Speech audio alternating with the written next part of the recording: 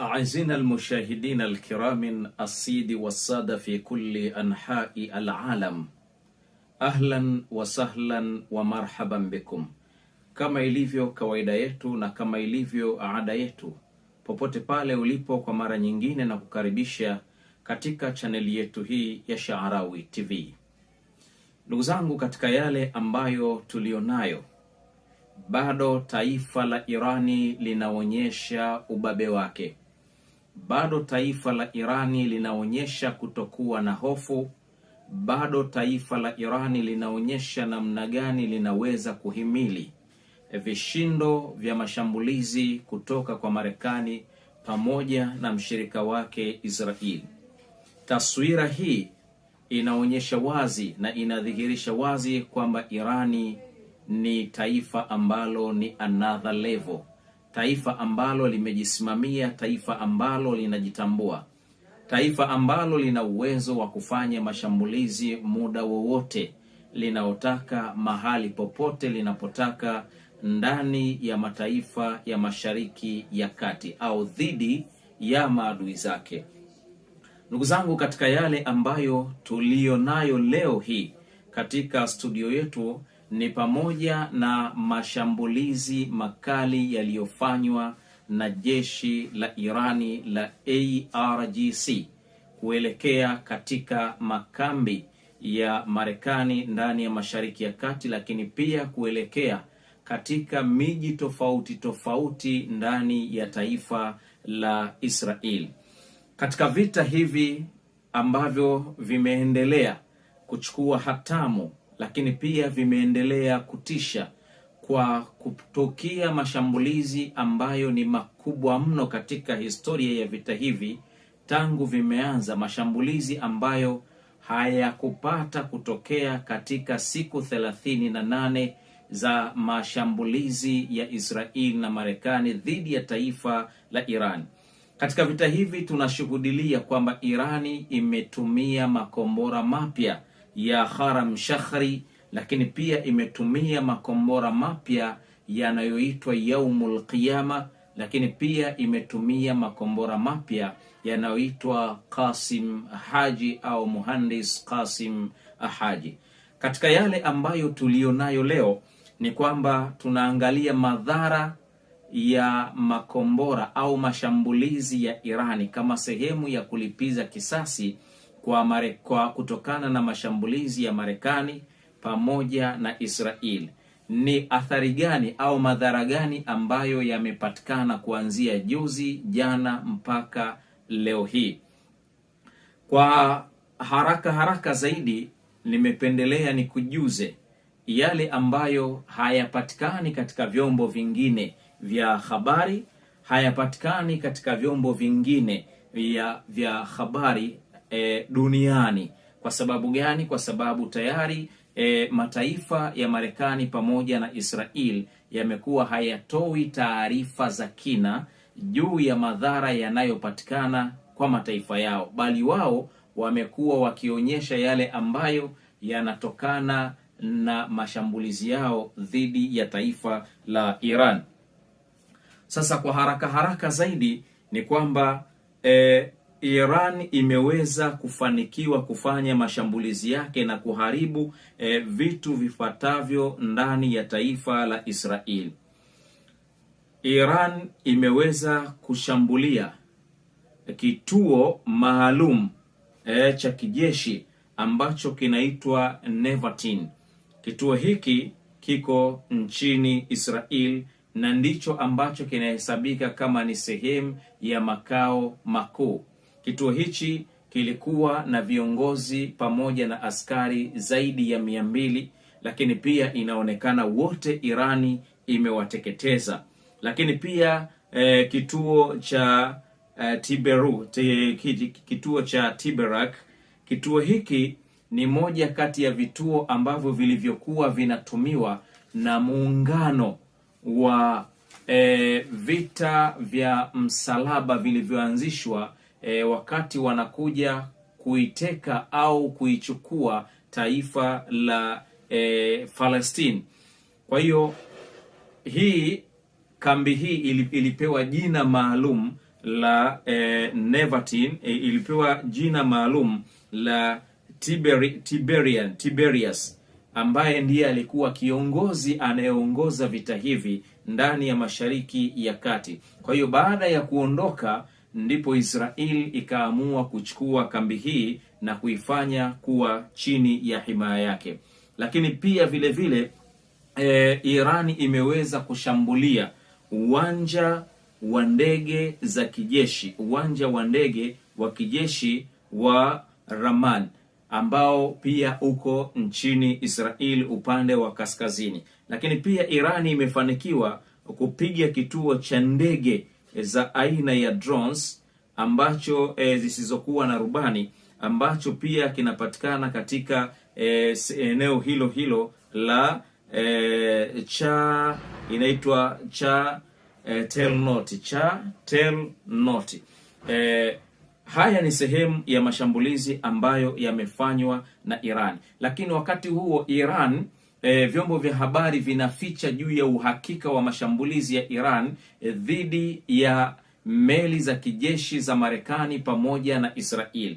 Irani imefanikiwa kuzamisha meli za Israel zipatazo 3, ambazo meli hizi zilikuwa zimevuka mlango wa Hormuz. Moja kati ya taktiki walizofanya jeshi la Iran ni kuacha mlango huu wa Hormuz wazi ili kuona ni nani atakayechupa mipaka, ni nani atakayekeuka masharti, ni nani atakayejifanya mbabe. Kwa hiyo meli za Israel ambazo ni meli 3 za kijeshi pamoja na meli moja ya Marekani ambazo jumla ni meli 4, na pamoja na meli ya mizigo ya Marekani iliyokuwa imebeba mafuta, hizi zilijifanya zinavuka. Meli hizi za Israel zilijifanya ndio zinaingia sasa katika lango la Hormuz, na ile ya Marekani ilikuwa inatoka kwa maana ya kupita katika lango la Hormuz. Kwa hiyo walichofanya IRGC, ambao kupitia jeshi lake la maji liliweza kuziachia hizi meli 3 za kivita zipite.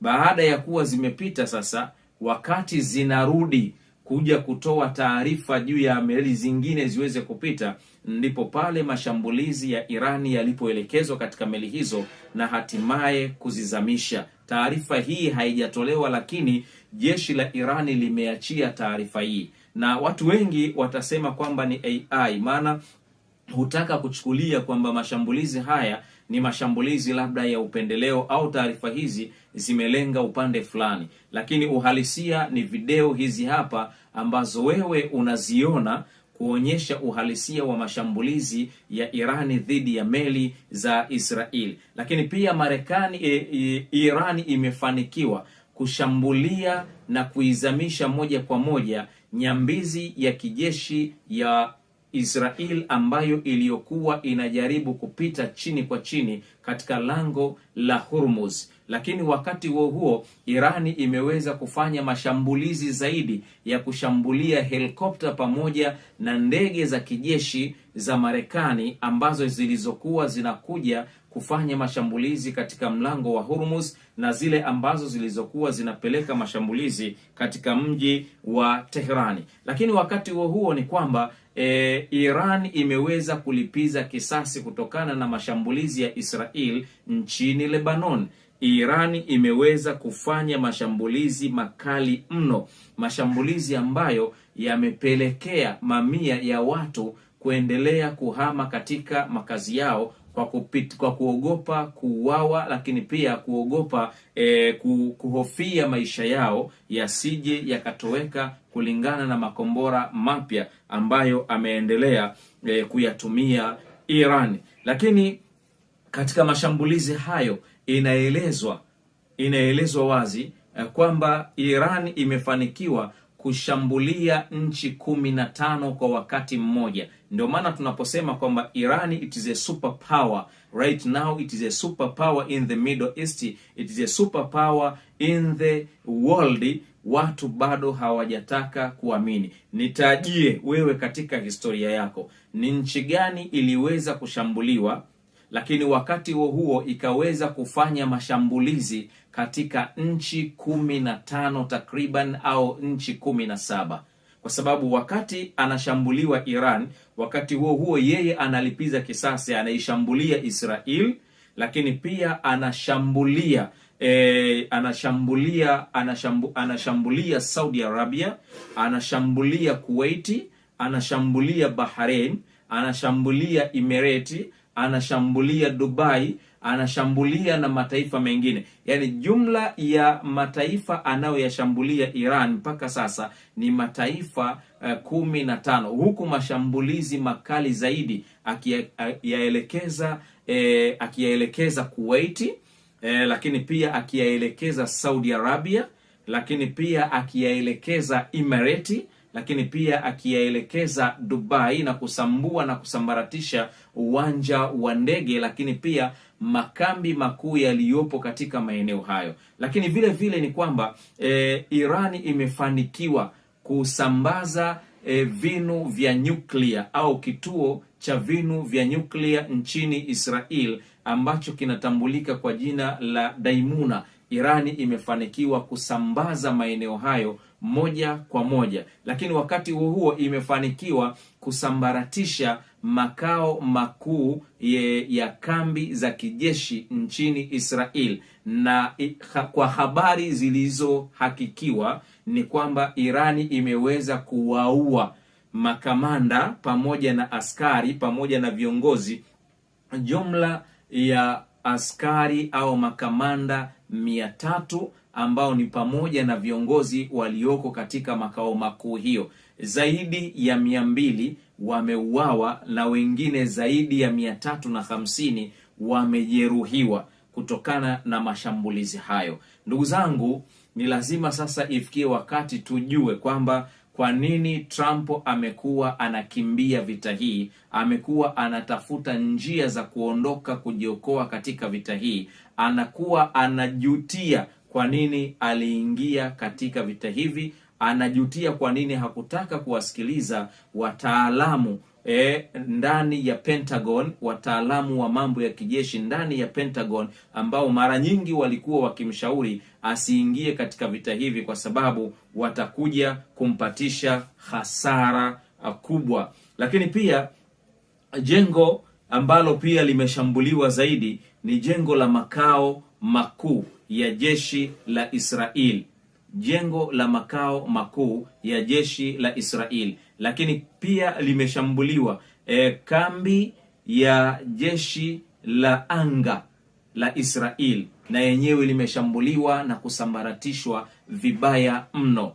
Hii ni kuonyesha kwamba pamoja Marekani na Israeli wamefanya mashambulizi makubwa sana ndani ya Israel, lakini bado mashambulizi hayo hayajaweza kuwa ni kikwazo cha kumfanya Iran ashindwe kulipiza kisasi. Lakini cha ajabu zaidi, bado Irani anaendelea kuonyesha miji mipya ya makombora pamoja na silaha ambazo hazijaingia vitani. Lakini wakati huo huo Iran imeanza kufungua mlango wa matumizi ya ndege zake za kivita tayari kuingia katika uwanja wa mapambano. Ikumbukwe kwamba vita vyote hivi tangu vimeanza, ile phase ya kwanza ya siku 38 mpaka phase ya pili hii inayoingia, Irani hajaweza kutumia ndege zake za kivita, lakini sasa amefungua mlango na kuonyesha mji maalum wa makombora, miji mingine ya makombora, lakini pia akionyesha miji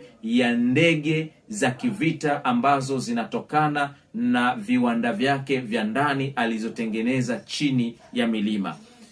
Marekani imeweza kutumia makombora mengine ya GBU kwa ajili ya kuja kudhoofisha maghala ya silaha yaliyopo chini ya ardhi, lakini bado hawajaweza kufikia, kwa sababu makombora haya yanasadikika kwamba yana uwezo wa kwenda chini takriban mita 150 na mengine ni mita 60, yale ambayo yanaodondoshwa na B2 Spirit bunker, lakini bado hayajaweza kufua dafu kwa sababu Iran ameweka silaha zake chini ya milima kwa mita 500 chini ya ardhi. Kwa hiyo bado hajaweza kuteteresha chochote, lakini bado hajaweza kuharibiwa chochote. Ndiyo maana sasa ana uwezo wa kufanya mashambulizi kwa target ya kupiga popote ambapo anapotaka. Kwa sababu gani? Unaweza ukakuta mlima mmoja una milango zaidi ya 7. Kwa hiyo akifunga mlango huu, kwa maana wameshambulia mlango huu, mlango mwingine unafunguka kwa ajili ya kutokea kule silaha zake na kwenda kufanya mashambulizi. Kwa hiyo bado vita ni mbichi na bado mashambulizi ni makali, lakini pia Iran haboi, Iran apoi. Irani anaonyesha kwa nini yeye ni superpower ndani ya Mashariki ya Kati na kwa nini amejiunga kuwa ni superpower ndani ya nchi zingine. Amejiunga akiwa pamoja na Mchina, amejiunga akiwa pamoja na Mrussia, amejiunga na Marekani mwenyewe, kwamba sasa dunia inatawaliwa na nchi 4 ambazo ndio superpower duniani. Lakini vile vile Mchina ametoa kauli, lakini pia kusafirisha ndege za kivita kutoka China kwenda nchini Iran kwa ajili ya kutoa sapoti. Lakini pia Kim Jong-un na yeye hakubaki nyuma, ametamka wazi, iwapo Irani itashambuliwa na kombora la nyuklia, basi moja kwa moja na yeye ataishambulia Israel. Na wakati huo huo waziri mkuu wa Israel Benjamin Netanyahu na yeye anatoa kauli kwamba ana uwezo wa kupambana na Misri, ana uwezo wa kupambana na Uturuki, ana uwezo wa kupambana na Yemen, ana uwezo wa kupambana na Lebanon. Takriban nchi 5 amezitaja kwamba ana uwezo wa kupambana nazo na akashinda. Hii ni kutokana na historia ya mwaka 1973 takriban, ambayo alipata kupambana na Waarabu na akawashinda, lakini anasahau 1967 takriban, lakini anasahau kwamba mataifa haya sio yale ambayo yaliyokuwa. Leo tunazungumzia ulimwengu mwingine. Lakini pia tangazo hili au taarifa hii inakuja baada ya kusikia kwamba Uturuki anataka kuingia katika vita hivi, lakini pia hatokubali kwa njia yoyote Lebanoni kuendelea kushambuliwa na Syria kuendelea kushambuliwa, kwa sababu mashambulizi haya ya Israeli nchini Lebanon, mashambulizi ya Israeli nchini Syria ni chokochoko za kutaka kumsogelea Mturuki karibu, jambo ambalo amesema hatoweza kukubaliana nalo. Ndugu zangu, vita bado ni mbichi, vita bado ni ngumu, vita bado imeshika hatamu. Ni nani atapoa? Dua zetu ni kuliombea taifa la Iran, kwa sababu wababe watakapokuwa ni wengi duniani, maana yake mataifa mengine yatakuwa na sauti. Wababe watakapokuwa ni wengi duniani, maana yake ni kwamba rasilimali zetu tutazifaidi na tutazitawala na kuzigawanya kwa mujibu wa maslahi yetu sisi wenyewe. Wassalamu alaikum warahmatullahi wabarakatuh wa shukran.